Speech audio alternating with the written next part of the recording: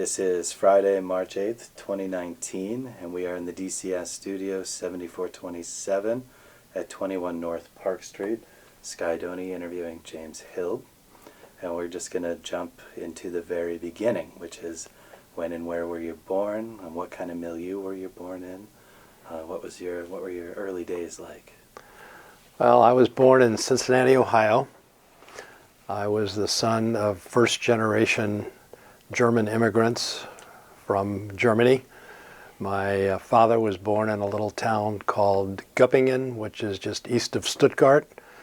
And my mother was born in a little village that claim to fame was a Panzer battle in World War II, a little village called Hessdorf, which is approximately 1 hour north of Würzburg, Germany, in Franconia, I believe it is. And my parents recognized early on, or they were dating at the time of the ascension of Adolf Hitler to power in 1933. And my mother's family decided that they would emigrate to the United States from Germany in approximately 1935, 1936. Their family settled in New York, came through Ellis Island, ultimately settled in Cincinnati, Ohio. And a year after they arrived in Cincinnati, they funded my father and his two sisters and one of their husbands and mother to come to Cincinnati as well. They arrived in 1937. My parents were married in 1937 in Cincinnati. They were born as Orthodox Jews in their various communities. My father was the founder of an Orthodox Jewish synagogue in Cincinnati. And ultimately, as I grew up in that milieu, I recognized very early that Orthodox Judaism, while I was very proud of my Judaism and its heritage, I sort of rebelled against that because I am a Reform Jew.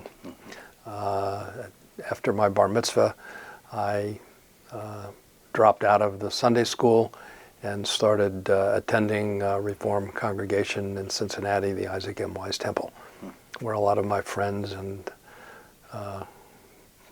co-conspirators, so to speak, hung out. So had a very good childhood. My parents took care of me very well. My parents were all gainfully employed. And I grew up in a rather normal, middle-class Jewish situation during my growing years. Great. Could you talk about any family members or teachers who encouraged you in your early life? What made you decide to go to university? Which universities were in the cards? Well, neither of my parents were educated beyond, actually my mother did not even get a high school education. My father graduated high school, commonly known in Germany as Gymnasium, in the town of Göppingen. And both of my parents were street smart. My father was very successful in business in Cincinnati for many, many years until his death in 1990. And I attended Walnut Hills High School in Cincinnati, which at that time was the only college preparatory school in Cincinnati. You had to take exams in order to get into it rather than the other public high schools around the city. So I had a very, very good upbringing as far as education was concerned, I believe. I was always interested in history and theories. Science was not my forte, I freely admit that. And was always interested in history. Certainly I was interested in German history and read a lot about Nazism and fascism and certainly, Bolshevism before that in Russia and so on. And when I began looking for colleges, I had heard about the history department at the University of Wisconsin-Madison, and a very good friend of our family was a professor of history at Rice University in Houston, Texas, who was also born in Germany, and his mother grew up as a friend of my mother in Germany. And when he found out I was interested in the University of Wisconsin, he said, if you go and decide to go, you need to make sure you take classes from George Massey. He knew George Massey not well, but he heard of George's reputation and the areas of German history and Nazism and the Holocaust, especially eugenics, and some of the topics that he was very famous for teaching. He also, his best friend was another professor of European history at UW-Madison, Ted Hamerow. He also was friendly with Michael B. Petrovich, who was a professor of Russian history, all of whose courses I took, not as many as George Mossy. George Mossy ended up being my advisor while I was here at UW, and for that I'm very, very grateful. So it just sort of migrated to Madison. I did not want to go to local colleges in and around Cincinnati or in the state of Ohio. I applied to all colleges outside of the state of Ohio, and when it came down to a choice, I selected UW-Madison, which was the right decision for me. Very productive 4 years. Yeah. And a tumultuous time as well, as we all know. Yeah, so let's talk a little bit about that. So you entered as a freshman in what year? I entered as a freshman in September of 1964. And then you would have graduated in May of '68. That is correct. Okay, so yeah, absolutely, a very interesting time. Did you see coming into university a connection between politics and history? Right away, I saw a connection. There was always the thought that the three most liberal universities and the universities in the United States at that time, known for anti-war protest, especially as the Vietnam War became more and more advanced. There was Columbia University, University of California, Berkeley, and UW-Madison. Those were the big three back in those days. And certainly I have a lot of photographs from those days, films from those days that I've kept in my archives at home. It was a very tumultuous time, not only for the country, but certainly here at UW-Madison. It was very tumultuous, as all of us well know. Yeah. I recall, especially my senior year, it was the spring of 1968. This was after the Dow Chemical situation back in October, which I'm sure we'll get to talk about a little bit. But in the spring, there was some anti-war protests going on, and they became more and more advanced and began to get national coverage from the national media in those days. And there was a day, I believe it was in March of 1968, that Bascom Hill was filled with crosses representing the deaths of American soldiers during the Vietnam War and some of the other conflicts in Far East Asia. And it was just a rainy, miserable day. And there was also, I have a picture of a beagle hound soaking wet and lying under the entrance to Bascom Hall under the sifting and winnowing plaque that sort of summed up the entire feeling of that time. It was, that day more than anything else probably was really a watershed for a lot of what was going on at that time, which culminated around that time, and of course with some of the events that came on with the National Guard after I graduated in '68, but culminating in the bombing at Sterling Hall in 1970. So it was a tumultuous time and interesting time, and certainly the interaction between the university administration, the city of Madison, the university police, all of that factored into the experience of being here in Madison during that time. Yeah. Did you get involved in student activism? Yes, I did. I was involved in some of the protests. I was also involved in the Students for McCarthy for President campaign in 1968. I took Peter Jennings, the late Peter Jennings, who was with ABC News at the time. I drove him around Madison during '67 and '68 when the national media was here covering that. As far as activism is concerned, yes, I participated in some of the protest movement. Tried to stay away from the violence. I just abhorred violence, so I wasn't involved in the violent element of it, thank goodness. But was involved certainly to the degree that I could. Yeah, you talked a little bit about the mood of the campus in the spring of '68.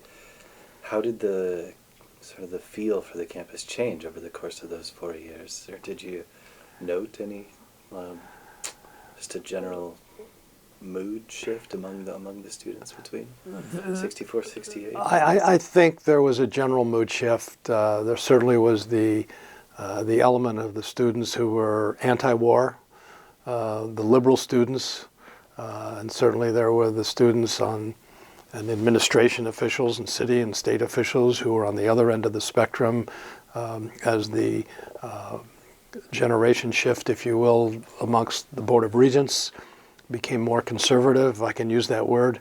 That changed, and they were more restrictive to what was going on. Certainly some of the people involved in university administration, I'm trying to recall some of the names, like Robin Fleming, I believe, was chancellor at that time, William Sewell. Robin Fleming, I believe, succeeded Fred Harvey Harrington, if I'm not mistaken. I hope I have that right.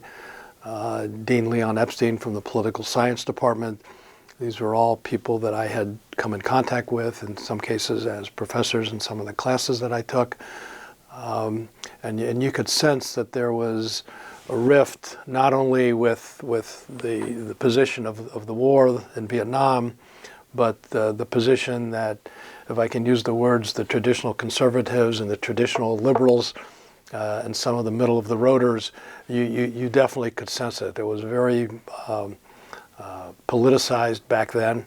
There were two student newspapers, the Daily Cardinal, and then I honestly don't recall the name of the other newspaper that was sort of the more conservative or more right-wing newspaper that came up around that time. But overall, I think much of the administration of the university was more moderate-leaning or more liberal-leaning, whereas the Board of Regents and some of the state administrators were more right-leaning, if I could use that term. And there was always a little bit of a chasm that you could almost sense and feel if you stood at the top of Bascom Hall and looked down State Street to the Capitol. There was definitely a chasm that began to develop, I'm sure, in 64, 65, and just progressed with more of a division after that.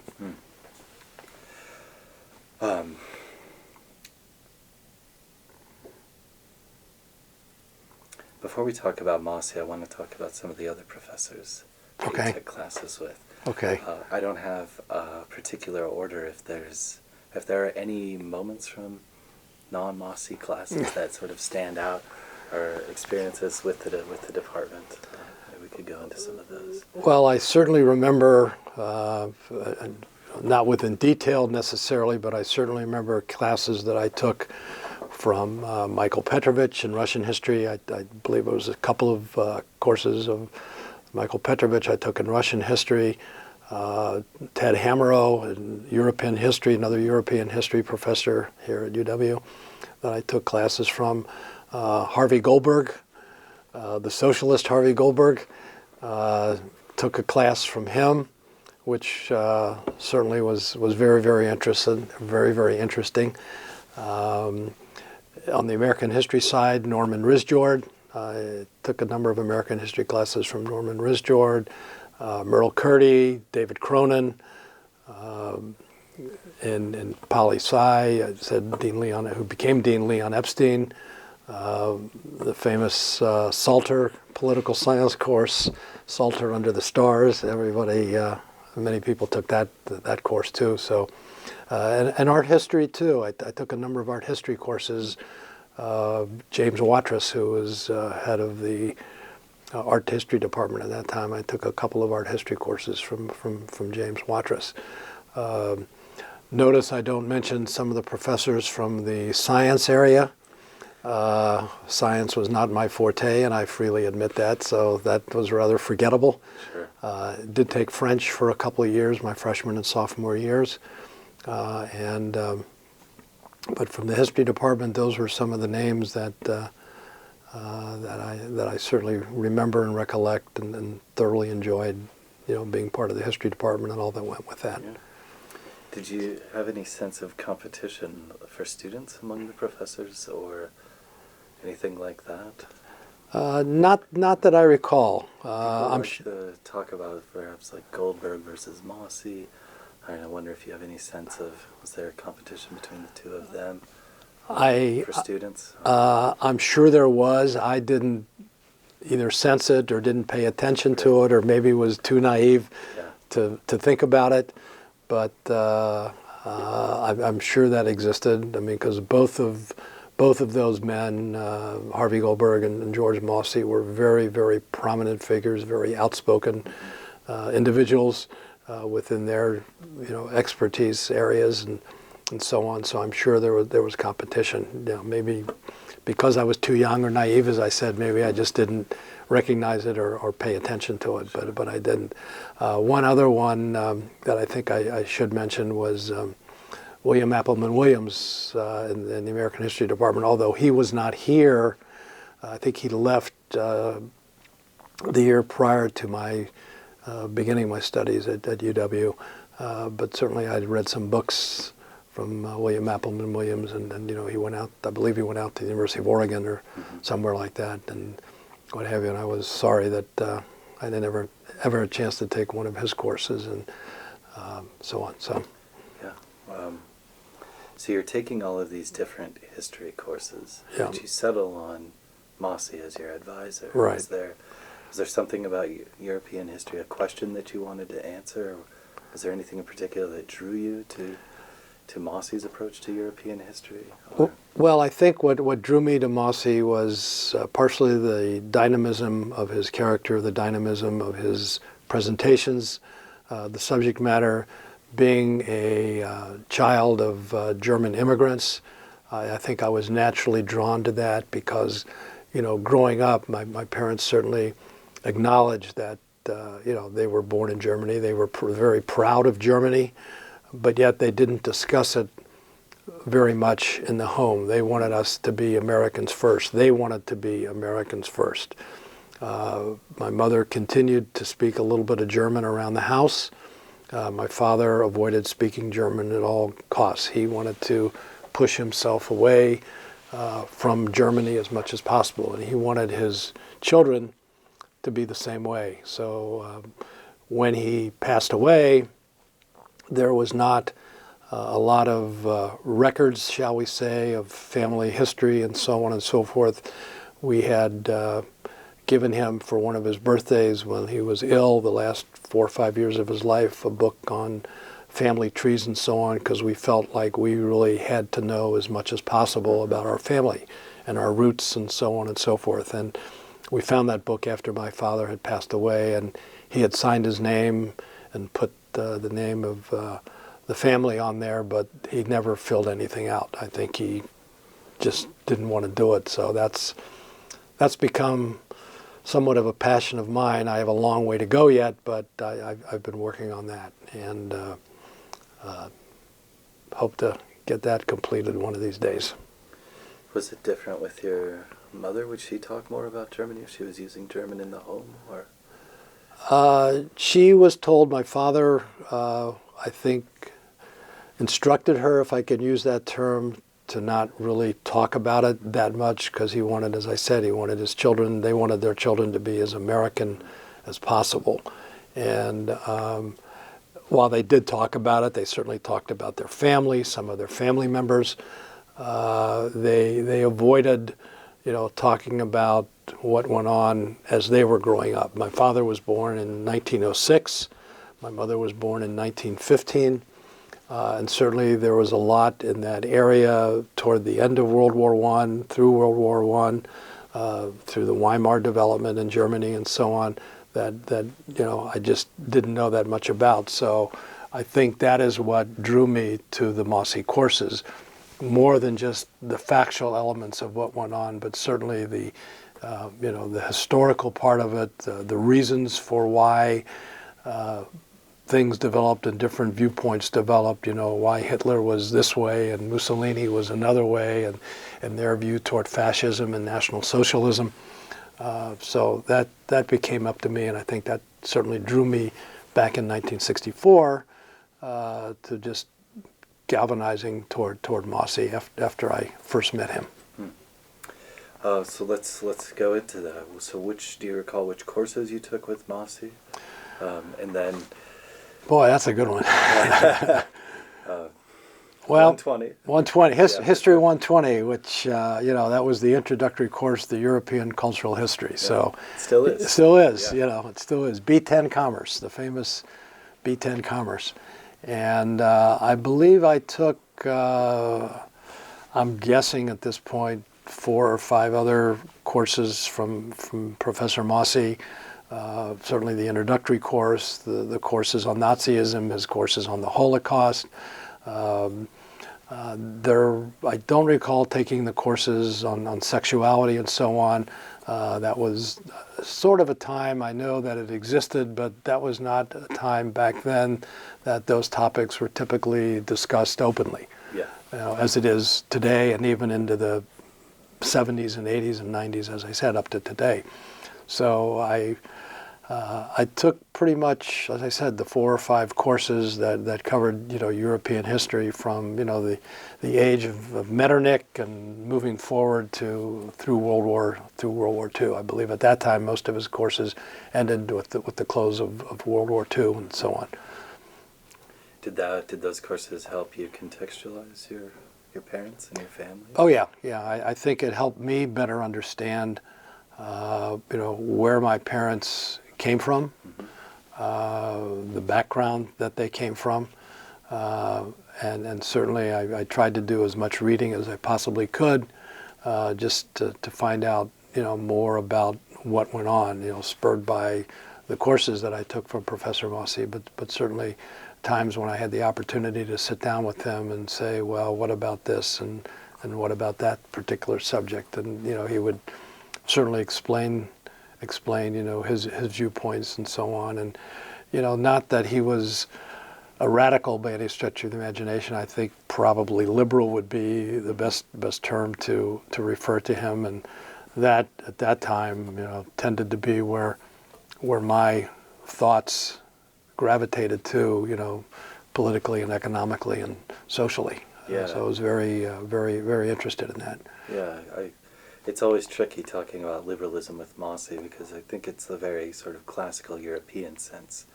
So Right. the right of the individual to thrive, Right. and social justice and things like that. But Right. it's not exactly the U.S. left. It's a little Right. Right. more, I would say, abstract. Right. Yeah. And a lot of what Professor Mossy talked about was in the abstract, which certainly encouraged the students who were so inclined to dig deeper and find out the meanings of different things. And I think that was one of the strengths of taking his courses and being able to sit down and chat with him. And I know there were, I believe, 2 instances after I had graduated where he was on either a speaking tour or was a guest lecturer at the University of Cincinnati, where I continue to live. And when he came into Cincinnati, I made sure that I attended those lectures and had the opportunity to sit down and chat with him for a little bit of time under the tight schedules that he had. So I know Michael Petrovich also, I believe, came to Cincinnati one time for a lecture at the University of Cincinnati, and sat down with him as well for a few minutes. But George Mossy was always at the pinnacle for me. You mentioned that you had a story about when you first met him, or the first time you met him. Yeah, it was freshman year, either late '64 or could have been in early '65. There was a speaker coming to the University of Wisconsin by the name of Henry Kissinger. Henry Kissinger is a distant cousin of our family, of myself. His mother's name was Paula Walter Kissinger.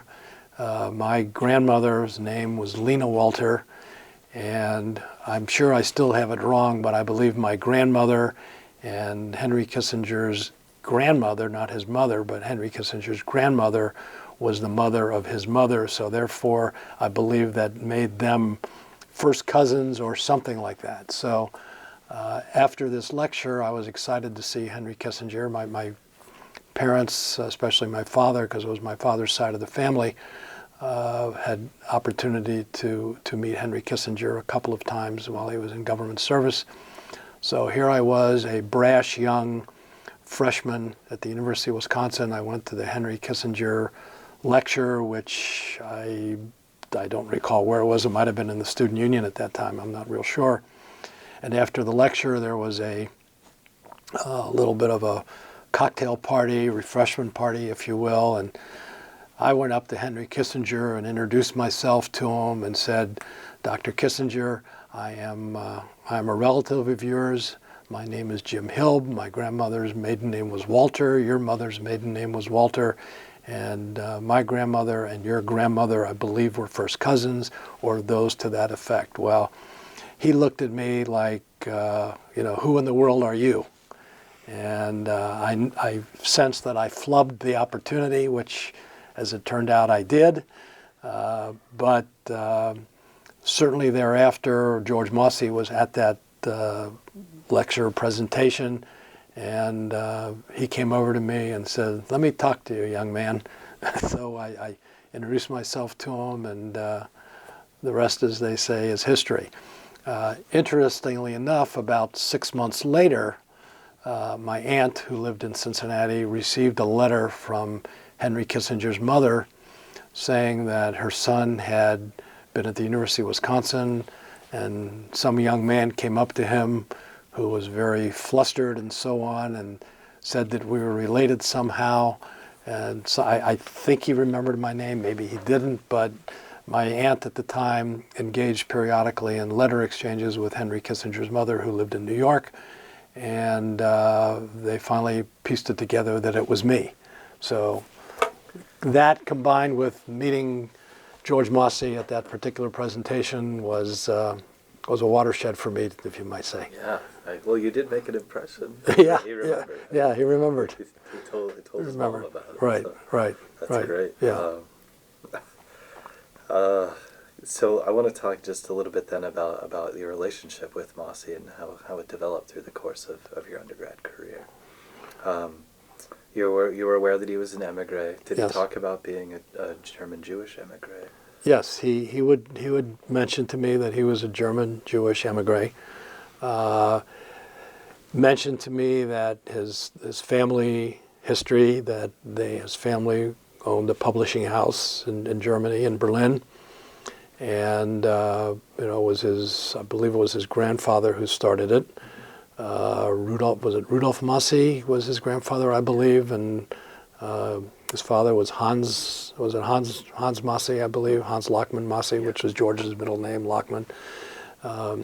And he mentioned, from time to time, the family business, and went into, why they left Germany and had to leave Germany, and some of his brothers and sisters went to different parts of Europe and the United States, and so on and so forth. So he would share with me, to the degree that there was time,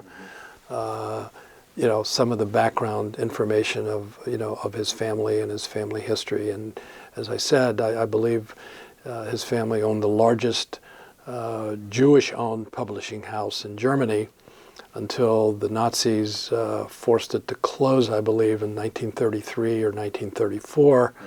Although I believe the Nazis did let them exist for another couple of years after that, to a certain degree, but finally shut them down. And interestingly, when we were in Berlin the first time, which was in 1999, one of the first places I had to go was at the corner of Jerusalemstrasse and Schützenstrasse, which was the reworked, if you will, Mossy Gothic, neo-Gothic building there at the corner, which the building is still there, and I believe, is it the Mossy Foundation, I believe, or some part of the Mossy heritage still has offices in that building, yeah.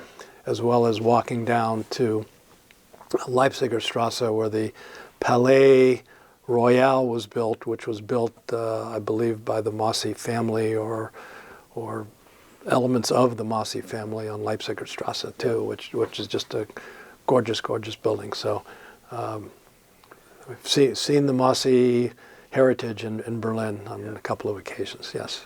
Yeah, that'll be one of the things we do in Berlin, is to go sort of look at the Mossy Oh, really? buildings. Yeah. Yeah. Yeah, the Nazis, they allowed the firm to stay open. The main editor, Theodor Wolff, went into exile and was eventually killed in France. But they sort of bastardized it. They started putting out pro-Nazi propaganda, basically. And they were just trying to lean on the Tageblatt name to bolster themselves. But yeah, it was... Yeah, it was Rudolf Mosse, exactly. And he started very small with just one newspaper, and then had this idea to include advertisements in the newspaper, and it ballooned from there.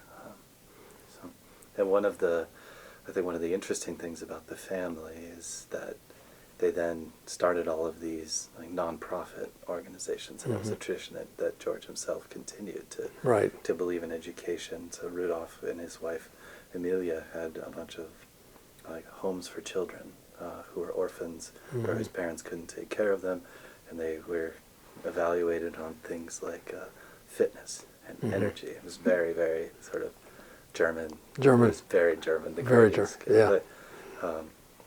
George's sister went to New York, Hilda, and started a clinic a psychology clinic for African Americans in Harlem, where she didn't charge. And then George, gave his estate to UW to start the program, so people would have the same opportunity he had to experience the education in Jerusalem and in Madison. So it's a trend through the family. It's really interesting. It's obviously a very cultured family, very dedicated family, very, very aware of their beginnings and their roots, if you will. And it's proud to see, and I can honestly say that I'm very proud that I was able to have him as an advisor. And you don't spend a lot of time with your advisors. I'm sure if I would have stayed in academia, that would have been a different story, which I didn't do. But there's certain people in your lives as your lives progress that stay with you all the time, and certainly George Mossy has stayed with me for a long time. And anyone who knows me well knows that I talk about him periodically. But very, very important to me. Very important to me. In his role as advisor, did you write a thesis with him, or did he help you choose courses, or what was that relationship like? He helped me choose courses. Right. I don't recall writing a thesis for him. We did meet periodically. I'm guessing once a month or something like that in his office, which was in Bascom Hall, as I recall at the time, and filled with books and everything, as many professors were. And if his door was open and he wasn't tied up with another appointment with another student or what have you, we would come in and sit down, and he would ask me, what about your family? Where does your family come from? And to the degree that I knew what little I did know about the origins of my family and the particular areas that they came from, he was always very interested in knowing about it. I think not only for my sake and trying to draw information out of me, but certainly for what he was doing with his classes and his other students at the same time. And certainly one of the things that impressed me most about him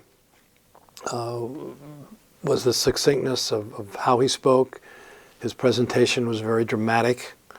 And also it went beyond just historical facts. And when we were required to take an exam, obviously were written exams much of that days. There weren't, well, at least in his courses, there were no multiple choice exams, as I recall. And I would fill 4, 5, and 6 of the famous blue books for the exams. And it was, yes, the facts were important, but it certainly was, what are the theories behind it, the cultural elements of it, the racist elements of it, the social elements of it, all the things that he has become known for and famous for. You knew that you had to do that, and you had to think that way. There was a method of critical thinking, and certainly as as I continue in my career with its ups and downs, like many of us have had, I think that a lot of the way I think came from examples of what I learned to think and how I learned to think back then. I think of things like the different philosophers that he talked about in History 120, the Immanuel Kants and the Friedrich Nietzsche's and Hegel with his thesis and antithesis and synthesis. I mean, I pretty much use that all the time in terms of, what do you want to do, how are you going to get there, and, setting objectives and goals and things like that. And that became, very much part of me. And things like Nietzsche's element of incite the masses, which was certainly the theme of Adolf Hitler, but surprisingly to me at that time, and in the notebook that I've left with you, there's something in there about Charles de Gaulle. And Charles de Gaulle, I remember him talking about in a lecture. Charles de Gaulle was a student of, or a disciple, shall I say, of Friedrich Nietzsche, because Charles de Gaulle was able to lead people during World War I in France, but became leader of France because he rose above the masses of France. While it was still some type of democracy, he rose above the masses, and he was able to incite the crowds, if you will, to support him over his opponents. And that, things like that have stuck out in me since the 60s.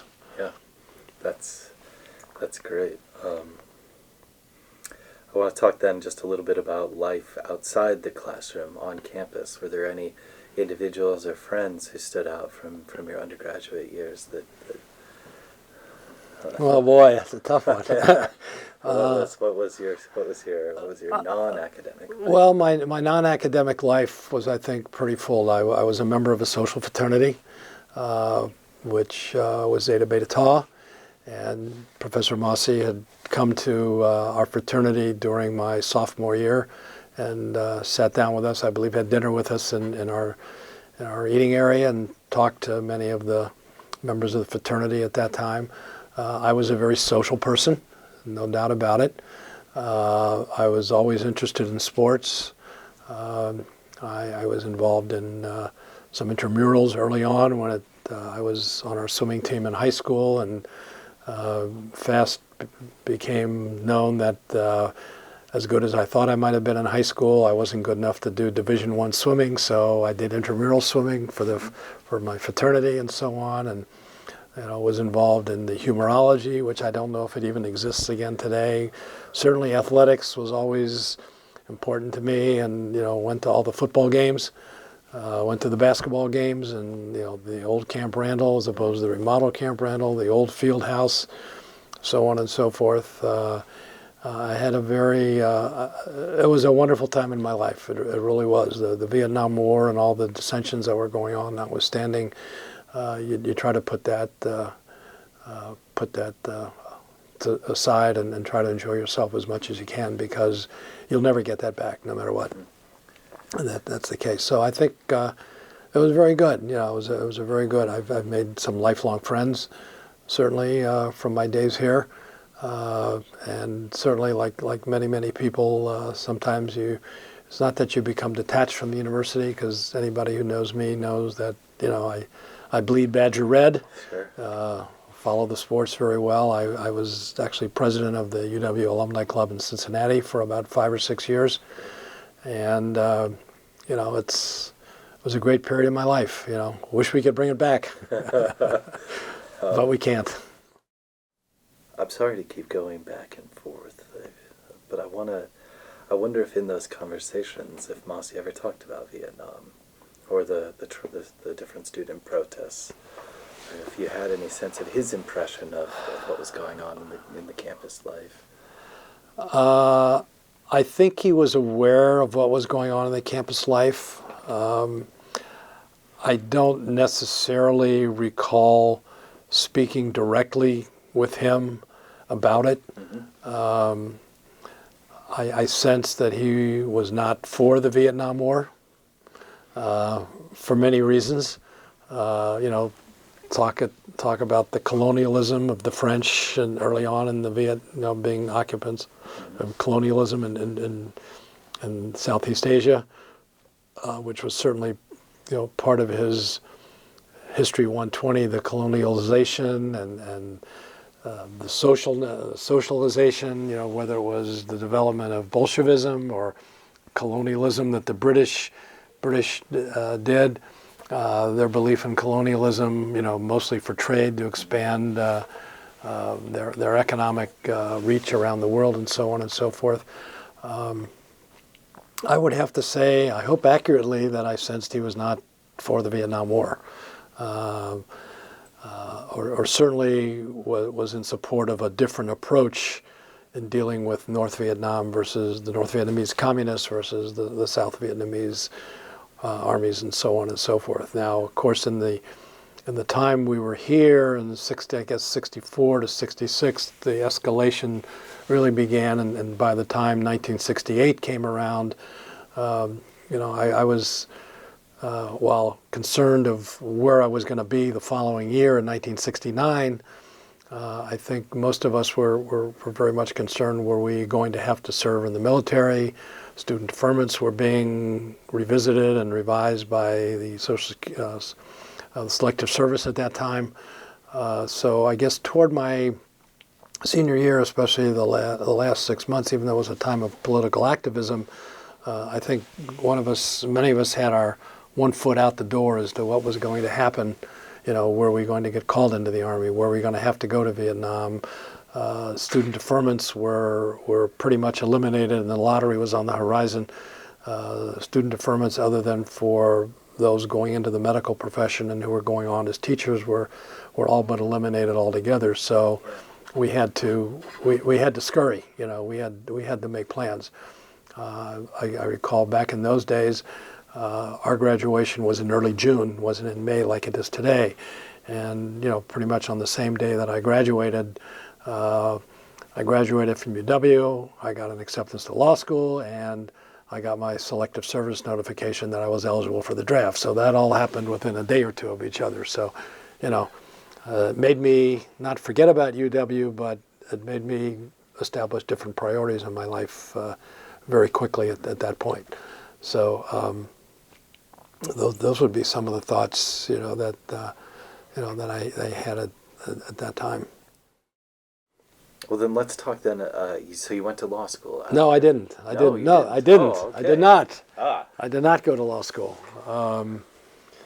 Like many students, we were concerned about the Vietnam War, and I didn't. I was not sure of whether I wanted to take a risk of having a low number in the lottery and therefore having a chance of getting drafted, or taking a risk on getting a high number and not having to get drafted. And like many students at the time, I was off the family payroll at that point. Mm-hmm. So I had to scurry. So interestingly enough, I taught school for a year. I used my major in history to teach fifth grade social studies in the Cincinnati public schools for a year. And my fiancée at the time, who I met here at UW, was in the teaching profession. She was in the School of Education here in Madison, and she was a year and a half behind me. And in the days where there were no fax machines or emails or cell phones, I knew nothing about teaching other than I could recite a lot of facts about history. So she wrote my lesson plans for me and mailed them to me in the mail back to Cincinnati. So I taught fifth grade social studies in Cincinnati public schools in an inner city school. And interestingly, I was hired on the spot by what we would call a human resource director today for Cincinnati public schools, whose son was believe he was in a class behind me at my high school, and she didn't want to see any young men have any opportunity to be called into the Army, into the draft. So Cincinnati public schools at the time needed male teachers as role models, and she was hiring any male student who had a decent academic record to teach school. So I taught school in Cincinnati public schools for a year. And it was interesting. It was fun. Yeah. At the same time, I knew I wanted to get a graduate degree, so I applied to the School of Business at the University of Cincinnati. And at the same time I was teaching school, I began my quest for an MBA from the University of Cincinnati, which I succeeded in getting in a combination of night school and day school. Okay. So I got that, and then from that point on, I went into business rather than law school. Okay. Let's talk about that part of your. Well, first, do you have anything that stands out from teaching at that time in Cincinnati, or from your? Well, it was interesting. As I said, it was sixth grade students in an inner city school, many of whom had come from broken homes or were single parents and so on and so forth. And there was one other male teacher in the school and a male principal, and those two people helped guide me a lot. Being able to weather the storm, so to speak, on how to work with the students and get on-the-job training, so to speak, as we went along. And I think it was a very good experience for me. I mean, it's not something that I regret. Initially, as I said, I did it for a reason, to not have an opportunity to be drafted into the Army at that time. But it was meaningful for me, and I hope I made a difference in some of those kids' lives, during that 1 year that I taught school. Subsequently to that, I was able to get into an Army Reserve unit based in Cincinnati and served my active duty for 6 months, and served in the personnel and finance section of this particular Army Reserve unit. And at that point, there was absolutely no reason to believe that we would ever be asked to be sent overseas to Vietnam, and it turned out that way. So, we handled the personnel and finance areas of our particular Army Reserve unit. So that's what I did, and a number of my friends ended up being in the unit too, and so we made the best of it, as best as we could for the period of time that we were obligated. Was that a draft to put you in there, or that was? No, that was a voluntary enlistment. The draft. I never did get drafted. My lottery number, which I was worried about, was a very high number. So in retrospect, I don't know exactly how high selective service was at that time to draft men into the Army, but there was probably a very, very slim chance of my ever getting drafted, but I just wasn't willing to take that chance. So teaching in the school helped me gather my thoughts for a year, and from that point, as I said, a number of my friends and I enlisted in the same Army Reserve unit, and we made the best of it, as we could. Yeah. And went about our daily lives at that point. Yeah. So, but then my wife had joined me in Cincinnati, and we were married, and all was well in the world. Yeah. So when you finished the MBA and you're no longer teaching, what was your first position? I went into a family business where my father was a partner with another gentleman. In a accessory business in Cincinnati, and stayed in that business for a number of years, and then moved on to another business after that, and continued to be in that similar type of business today, although specializing in sports marketing and dealing with a lot of the sports entities. I had taken some graduate courses in licensing and intellectual property and so on. Couldn't get the lawyer out of me completely, I guess. And did take some business law courses at the University of Cincinnati, but continue to be in business today. What drew you to want to be involved in sports marketing? Just that I was a sports nut, and just happened to float into some people asking me, can you do this and can you do that? And just got to be interested in it. And the company that I work with right now, we do a lot of work for various sports leagues and sports entities around the country and around the world in some cases too, providing them opportunities for licensing and sponsorship in terms of promotional merchandise and also some strategic planning and so on and so forth. That's really interesting. Yeah.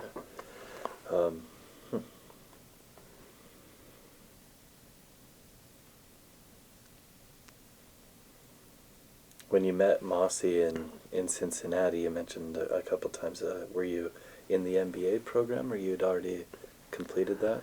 I believe the chronology, I had already completed my MBA. My MBA program, while most of it had been at night. As I said, I graduated in 1968. I started my MBA, I believe, in 1970, and completed my MBA in 1973, 1974. So I believe it perhaps was in the, this is strictly guessing at this point, I think probably in mid to late 70s and maybe early 80s that George Mossy came to Cincinnati. Yeah. Did you get a chance to talk to him about sort of your teaching experience, yeah, your life choices? Yeah, we chatted about it, and he was very supportive, and he says life takes interesting turns sometimes, and so on and so forth. And did not spend a lot of time with him, but certainly wanted to acknowledge that I made the effort to see him and have the opportunity to speak with him for a little bit of time, which I did, which was very, very meaningful. Yeah. This sort of last set of questions I have is very speculative. Okay. What do you think Mossy would make of current politics in the U.S. and in Germany? Oh boy, that's a loaded question. What do you think his message would be if he was wrapping up 120 and sort of riffing on 120? That is wish I had some time to think about this, but thinking of, I think he would be certainly very disappointed in the political situation as it exists today around the world. I think he would be probably pleased that at least up until this point that the Germans in the relationship with the EU and the situation with the EU were the leaders of the EU, especially with Chancellor Merkel. I think he would be concerned of what would be happening and going into beyond the facts of why Brexit is occurring or may not occur. Who knows at this point? But what's going on in France, what's going on in Italy, what's going on in Germany, what's going on in Russia, and vis-a-vis their relations with the other world.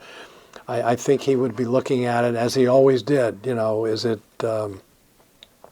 cultural? What are the cultural implications of the leadership of these particular countries that are in power today, or the leadership that is attempting to either usurp power, take power, or be elected to power, depending on the type of governments that are in existence. And I think he would take a steady approach to it, as opposed to a radical. Maybe his ideas would be radical, but I don't think he would take a radical approach for change just for the sake of change. Sure. Try to get perhaps as many of the thinkers involved in it, get as many as the political leaders involved in it, to get together around, whether it's a round table or a square table, sure, or a rectangular table, whatever the choice would be, from the psychological nature of it, which was always very, very important to him. I think he would be very influential in trying to convince people that there are certain ways to take care of their individual countries first, while still thinking in the macro idea of we all have to get together in the world. Because back then, as I alluded to earlier, communication was basically by telephone. And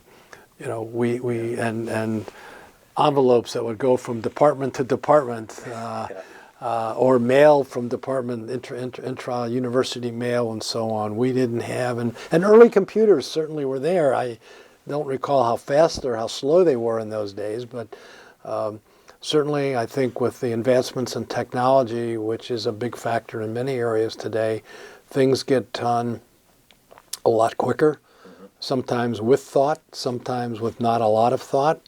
And I think in his orderly way of thinking and approaching those different areas, as I said earlier, as it applies socially, culturally, morally, politically, did I leave anything out? I don't know, but I think he would be at the forefront. I really think he would, and I think he, in my opinion, I think he would be very, very proud of his heritage. I think he would be very proud if he was able to see Germany today. Having been to Germany 3 times now myself, and the transparency with which the German parliament, if you will, or the German ruling leaders approach the transparency of what happened from the rise of Adolf Hitler, through World War II and even today. There's a transparency about it. If anyone, and I'm sure you've experienced this, if you go to Germany, and again, being Jewish, you see this and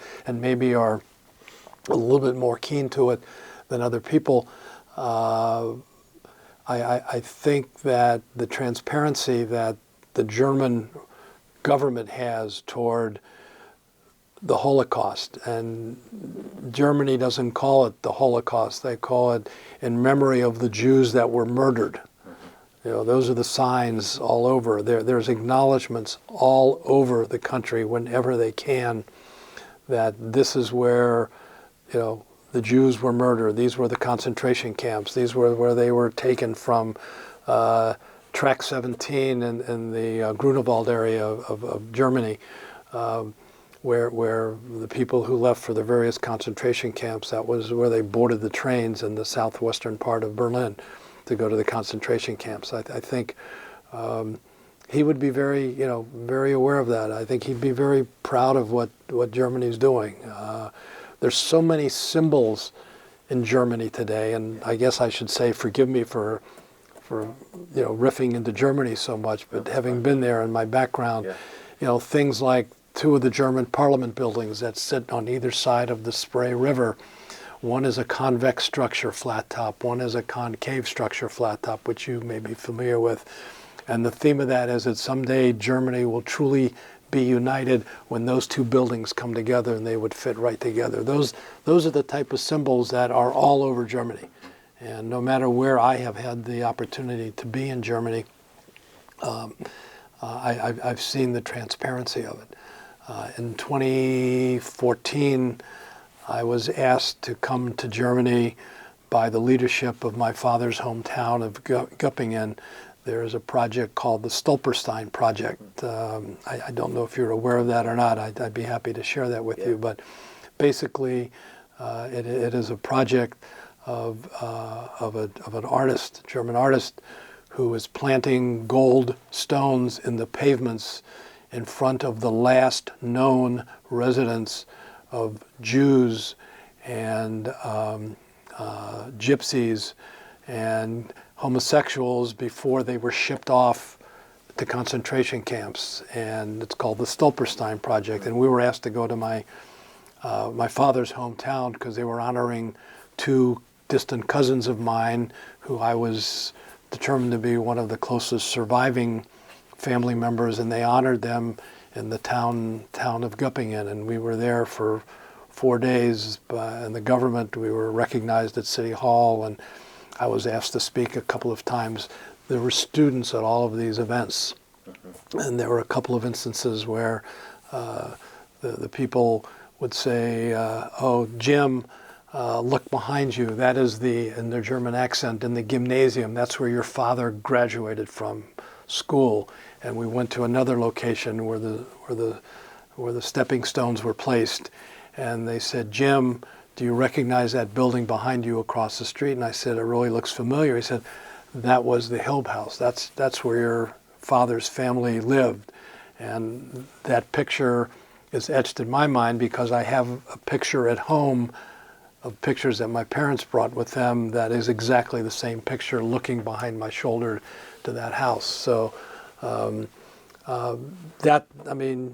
many people don't want to go back to Germany, and I can't say that I blame them, but not having known as much about what my background was, I took it upon myself that I've got to find out, whether it was in my father's hometown or my mother's hometown where the Panzer battle was and so on and so forth, and had the opportunity to sit down at that time with a friend of hers, my mother's, that she grew up with in that town, who was still alive in 1999. And we were at her children's home in this town of Hesdorf, and we had tea in the afternoon with them. And they gave us newspaper after newspaper of what went on with the Jewish families in that town. I mean, it was a town of maybe 200 people. I mean, very small town. And those are the type of experiences that you cannot replicate, one way or the other. Again, so much symbolism around all of Germany. I mean, whether it's my parents' hometowns or some of the other areas that we've been to and some of the towns we've been to. I know we felt obligated when we were in Munich. We wanted to go to a concentration camp, so we spent the day at Dachau. And it was interesting because the symbolism behind it was our hotel was close to the city center in Munich, so we went to the city center in Munich and we went down into the train station and we took a train to Dachau. Can you imagine what my wife said to me? Do you understand we're taking a train to Dachau right now? And then when we got off the train station, there were buses that provided transportation for maybe the 5-minute ride over to the camp. And it was just, those are the type of things that I feel very fortunate that I've been able to experience. Maybe not as many as other people and so on and so forth, but for me, those have been, very meaningful experiences. And, I'm proud of what Germany's become today. Many people may not agree with that, but I mean, the recognition of what's been going on and having taken tours around Germany and spending a lot of time in Berlin and outside of Berlin and so on and so forth, and recognizing what they've been doing, and knowing little tidbits of, many people think useless trivia, like the only swastika that is legally allowed to be shown in Germany, from what we were told, was the swastika at the Olympic Stadium in Berlin. That was the big Olympic symbol. That is the only legal, it's not swastika, it's not legal, but it's the only one that has been allowed to remain by the government legally, because of the enormity of the Olympic Stadium and the symbolism of what happened in 1936 and so on and so forth. So, and you see these symbols all over Europe of what happened. The Olympic Stadium in Berlin is open on the west side, and the reason it's open on the west side was Albert Speer was told by Hitler when he designed architecture of the Olympic Stadium, he wanted the French in the far west to be able to see into Germany, to see what the Germans have become. And the chariots on top of the Brandenburg Gate face east, so the back end of the horses face the French, because that's what Hitler saw and treated the French like, and never liked the French. So little tidbits of information like that I find humorous and interesting at the same time. Yeah, absolutely. I guess so. One of my final questions is, why do you think, or do you have a sense of why Mossy's work continues to resonate today? You talked just now a lot about symbolism, and it sounded like a very Mossian analysis of your own past, thinking about the symbols that in different ways that you've intersected with them. The Hilb House, for example, and sort of what it represented to you in the States, and encountering it in reality. Well, I think we go through life with symbols, whether they're trinkets that we all collect over the years and need to clean house and so on and so forth. But the world is full of symbols, whether they're physical symbols or mental symbols, call them imagined if you will. And I look at things with a lot of symbolism. Sure. And maybe you brought up a very good point. Maybe that's one of the outgrowths of my being involved with George Mossy, during the time I was here. I look for symbols and things, and I look for meaningful things, and hopefully try to reason things out. Sometimes not so successful at it, but and you like to think that that has to do with your heritage and your upbringing and a progression from when you were born through all your different levels of education, upbringing by your parents, and certainly the teachers that we've had. Our family is filled with teachers, and teachers.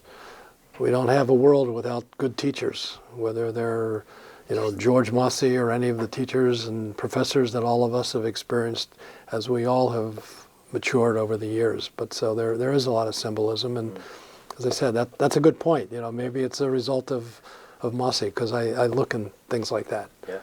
I really do. Yeah, it's interesting. Yeah. It's a way of understanding the past, but also one's own experiences. Right. And cataloging. Right. In your mind. Yeah. The past is a building block. Yeah, exactly. Do you have any final thoughts or anything else you want to add? The only thing I can really add is I'm appreciative of this opportunity. Yeah. When I received the information about the upcoming conference in Berlin, it was like, my wife said to me, that's right up your alley. It's a once-in-a-lifetime opportunity. So it's important to me. Is it going to affect the way I live my life or continue to live my life? Yeah, maybe in a small way, shape, or form. But I like to think of myself as being open-minded. Although some people in my family might disagree with that sometimes, but. The blinders are not there, and it's open. And I feel very fortunate that I've had the experiences that I've had, that I've been able to travel to Europe when I have. And, certainly being at the University of Wisconsin was among the highlights of my life. I wouldn't have exchanged it for any other university in the world. There's no question about it. And, the names that I mentioned early on, are all people that certainly I feel proud to have been exposed to, proud to have experienced in some cases, and learned of and learned about. And hopefully that makes me ultimately a better person, in the long run. Am I missing something? Well, the only thing I think of is given your interest in sports and your work, and just maybe, in Mossy's, your kind of views on sports. Maybe if there's some way to kind of. Oh, okay. If he talked at all about. Rallies and that kind of the pageantry of sports. I remember Mossy saying something about American football as the modern gladiatorial matches. Yeah. I remember. Yeah. Now that you say that, he mentioned that even back in the '60s. I think American sports, especially at the top level, is very grandiose. It's a spectacle. Yeah. And it incites the masses, shall we say. It really does. I mean, I'm sure many of us have had the opportunity, whether we sit at a baseball game or a football game, or certainly a Wisconsin football game, Yeah. specifically. There's 60, 70, 80,000 people, sometimes 100,000 people in these stadia, and it's controlling the masses. If you have a winning football team, you are controlling the masses. If you have a losing football team, you lose a little bit of control, but the masses may rebel a little bit. Mm-hmm. So. Yes, it's all part of it, and as we think back on it, I don't know if it's a stretch to say it's Nietzschean a little bit, if you will.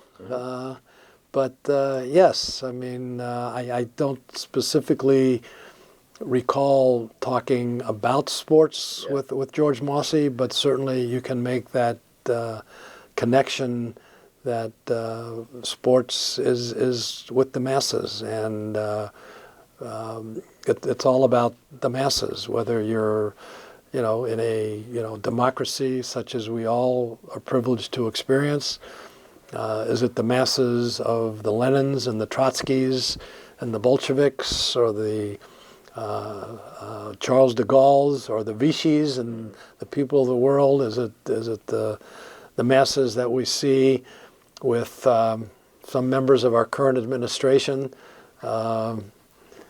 It's much the same thing to a certain degree, in inciting the crowd. And we all know, in terms of the current political climate in the United States, there's a lot of incitement going on. Both sides of the fence, maybe more so on one than another, but it's Mossian, if you will, Nietzschean, if you will. All the philosophers you could put together. So that's appreciative of you bringing that up. Yeah, I remember he said something else about football, which was they needed to change the color of the ball so it was easier to track on the television. Okay. I remember that was one of his comments on American football. But. And he would make a comment. I'm thinking maybe we talked about this about the 1936 Olympics when Jesse Owens from the United States was here, and Adolf Hitler, of course, didn't want Jesse Owens to win anything. Right. Due to the fact that he was an African American first and an American second. Mm-hmm. But he wanted, and I don't recall the name of the famous German sprinter at that time, but Hitler had a showcase, and all the German team was dressed in white. The purity of the Aryan race. And if you have an opportunity to visualize what went on at the Olympic Stadium there in Berlin, which again I've had the opportunity to be there, and you stand high above the stadium on the one end in the Langemark Memorial, and you see the different houses that are there on either side of the stadium that was for the teams to stay, or the training facilities, or what have you. You just it's Albert Speer at his best. There's no question about it. Yeah, of course. So. Actually, there was one other thing Okay. I skipped over. I'm sorry. Which was, did you know that Mossy was gay when you were a student? Was that a surprise later in life to learn? It was not a surprise. Okay. It was suspect, and that is not to be taken, positively or negatively. Yeah. Many of us who were in his classes, the way he, presented his lectures and the way he discussed things, there was always sort of an undercurrent of, do you think George Mossy is gay? Mm-hmm. And nobody knew the answer. I mean, again, the 60s were a different time. Yeah. Yes, it was, as we talked about the war and everything, but homosexuality at that time was not really in the public eye in terms of being openly discussed, mm-hmm. as I recall. And I and most of my friends, we didn't care. Sure. We didn't care, one way or the other. A person has a right to, to be whatever they wanted to be, and as long as they were experiencing a measure of tolerance, it was perfectly fine. But when after George Mossy died, and then it became apparent, and it came out that that he was gay, didn't surprise me, didn't affect me one way or the other, nor my attitude toward him at all. If anything, it probably strengthened it, because back in those days, it was not something that anybody, as I said, talked about openly. And I think many people who were gay in those days probably may have been embarrassed. I don't know. but it was not something that was out in the open. Mm-hmm. You know, I mean, Yep. I know I was very tolerant. I know I'm the tolerant individual, so it didn't bother me one way or the other. Great. Yep. That was there. Is that it? Mm-hmm. Can you think of anything else? And no final thoughts? Other than I really, thanking me for this opportunity. Yeah, no, You know, I it's really- great. I really enjoyed hearing your story, especially your parents as emigres and sort of how that intersected with your interest in history and history as a means of self-discovery, which I think is often underestimated. Right. It's excavation in a Yeah. sense, and any time you're digging into the past, it's the questions and how we frame it is are very often personal. Yeah. So I want to thank you for this. My pleasure. It's really great. I'm very appreciative of this opportunity, and you know, I guess it's run full circle since 1968 now.